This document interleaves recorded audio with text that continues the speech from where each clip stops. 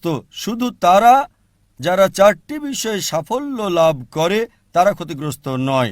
আর সে 4টি বিষয় ঈমান, নেক আমল, মানুষকে সত্যের উপদেশ দেওয়া ও ধৈর্যের উপদেশ দেওয়া। তবে জান্নাতে যেতে হলে সূরা আল আসর অনুযায়ী 4টি বিষয় জরুরি: ঈমান, নেক আমল, যেমনটা আপনি বলেছেন, মানুষকে সত্যের পথে ডাকা, মানুষকে ধৈর্যের উপদেশ দেওয়া। 4টি বিষয় হচ্ছে জরুরি।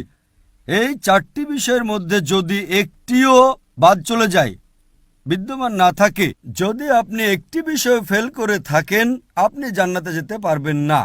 যদি আপনি বলেন যে আপনি খুব ভালো মানুষ, আমলের দিকে আপনি খুব ভালো আমল করেন, ধরে নিলাম যে আপনি 99 নম্বর পেয়েছেন আমলে, 99, কিন্তু ইমানে তো ফেল করেছেন, তো আপনি ইমানে ফেল।